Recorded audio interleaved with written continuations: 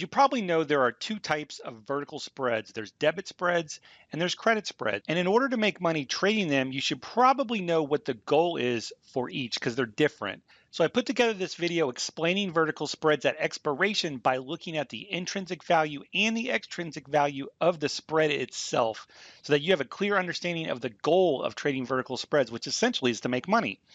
So also, if this is the first time stopping by the channel, take a second to subscribe and like the video. It really helped the channel and spread the word. My name is Eric, and you're watching Liquid Options, a weekly show about options posted every Wednesday night. At least I try to. Vertical spreads at expiration time is coming right up.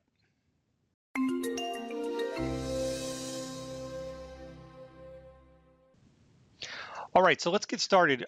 Let's go ahead and just dive right into the option chain. We're going to look at SPX, and it kind of really, what we're going to look at doesn't really matter what expiration, because we're really just looking at the value of vertical spreads when you're at expiration. So I'm going to go ahead and just go to these monthlies. I got a position here, some bear call spreads, but let's just kind of start with a basic look at the option chain.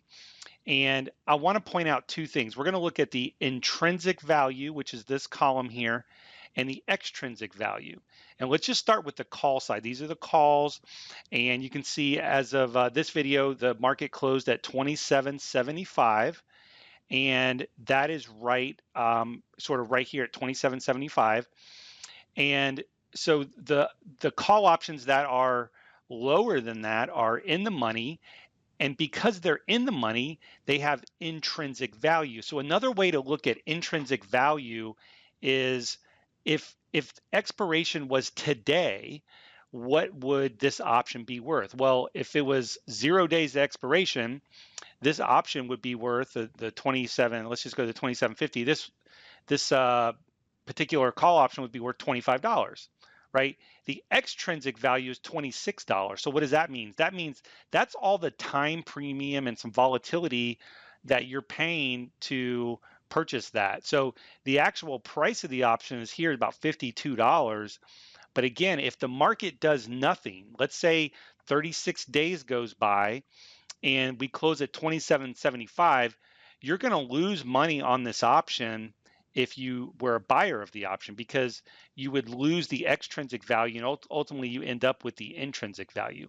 So let's go to some out of the money options, which has no intrinsic value.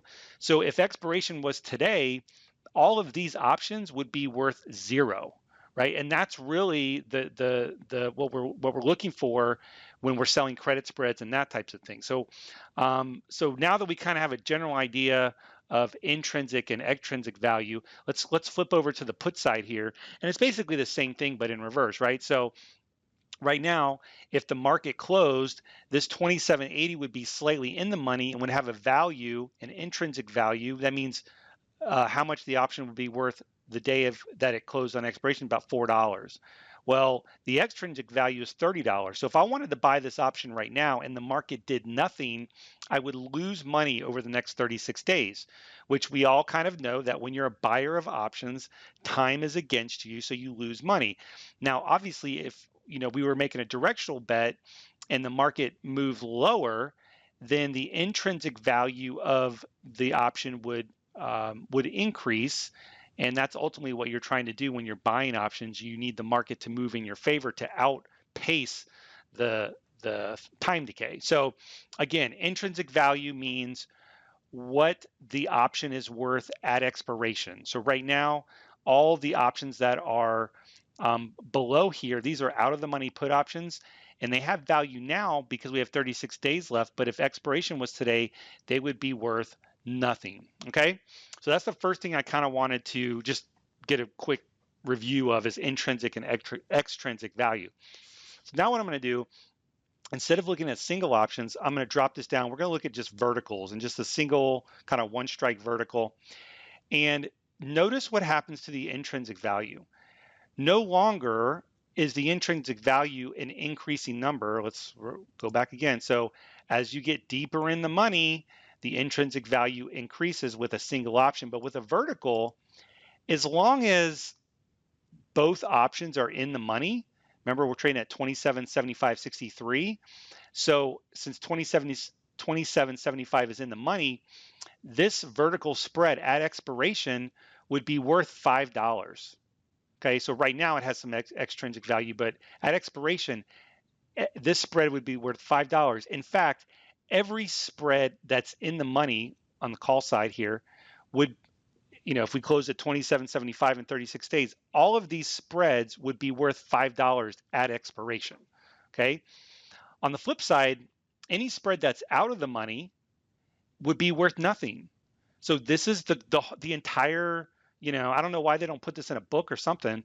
This is the entire goal of credit spreads, is to sell something that has value now that will lose value at expiration. So this is where they say it expires worthless, right? So again, this is, kind of reviewing some basics here. So I have a bear call spread right now. I have the 28, 25, 28, 30. I forget what I sold it for. It was about this price, $1.45 or so.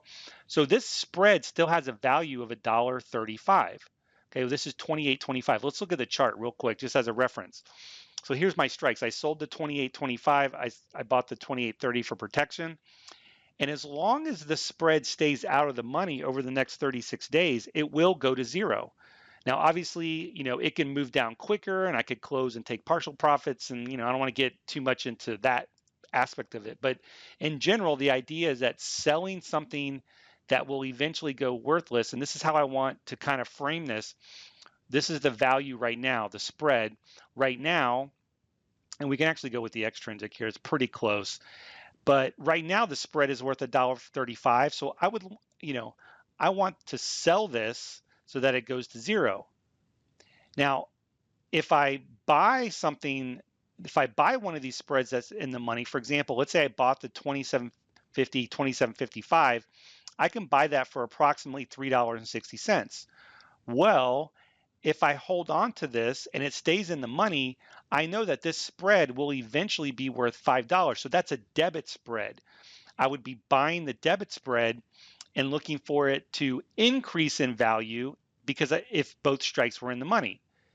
But obviously, if the market were to tank and these strikes would become out of the money, then it would become worthless. So same thing on the put side, is you're looking to sell something that has value for a credit spread. If I sold a particular credit spread out here, whatever the value is, it'll eventually go to zero if it stays out of the money.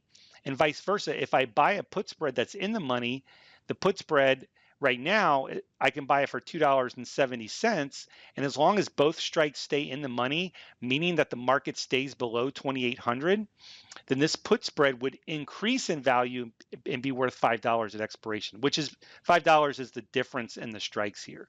So that's the first part I wanted to review, is just kind of, the mechanics of what your ultimate goal is. You want to make money trading vertical spreads.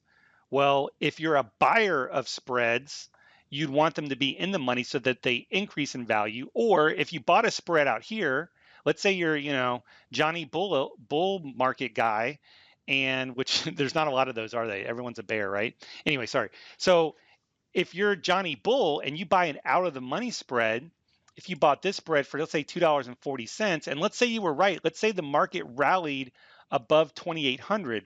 Well, both of these strikes would be in the money, and this spread would eventually become $25, or I'm sorry, would be worth $5. The problem with that is you need the market to rally 25 points or so for that to happen. If you're wrong, you lose the whole thing. Okay, and that's that's not a big deal. And let me tell you something that what you can do to hedge your portfolio. So let's say you're relatively long portfolio and you want some protection. Well, instead of just buying a put, you could buy a put spread. So let's go back to the chart. And again, this isn't a recommendation. It's just more of a, I'm not making any market predictions in this video. It's just more of understanding what's possible. Okay, so there is no prediction here. Please don't make this trade. I don't think the market, I have no opinion on the market at this point. I do think it's oversold and it's going to pull, or overbought, it's going to pull back, but who knows where it's going to be in 36 days. I have no idea. So let's say you think the market is going to pull back. Well, if you bought an at the money put spread and it does pull back, you will make money on the pullback without having to sell your stocks or whatever it is you own. So if we go back here and at the money, and maybe we go a little closer. Maybe you think the market is going to pull back over the next 2 weeks. So let's go out 14 days. Okay. So in 14 days, let's say you think the market is going to be back here at 27.40. And again, I'm just totally making this up. You think the market's going to be below 27.40. So if I say, okay, well, I'm going to buy the 27.50, 27.45, right? I'm going to buy the spread for $1.15. Well, in 2 weeks, if the market's trading below the option I sold, in this case 27.45, then that spread would be worth $5, right? Well, if I can buy it for $1.15, then that is sort of a cheap way to say, hey, I could triple my money if I get the 2-week pullback that I want. Now, maybe you don't want the pullback. Maybe you just want a little bit of a hedge. Say, hey, I can make $375 on a pullback here. Maybe I want to hedge my portfolio. So now if the market pulls back, let's see what percentage that is over the next 2 weeks. If the market pulls back to 27.45, if the market pulls back 1%, then you'll have hedged your portfolio as well as made a little bit of money on that put spread. So hopefully that makes sense. I know I kind of jumped around there with the hedging side, but the goal here is just I really wanted to give you an idea and kind of get back to basics of the goal of vertical spreads is to make money. You make money with debit spreads if you buy a spread for cheaper and it increases in value heading towards expiration, or you sell a credit spread that decreases in value as to expiration. And the highest probability of both of those are in the money debit spreads or out of the money credit spreads. Now, there's some other risks with in the money debit spreads if you're not trading cash settled indexes, and we can talk about that in another video. But that's all I got. If you have any questions about expiration time with vertical spreads, definitely put them in the comments. If you could subscribe to the channel and like this video, I'd appreciate that. And I'll see you guys over in the Facebook group, and I'll see you next Wednesday night here on Liquid Options. Thanks, guys.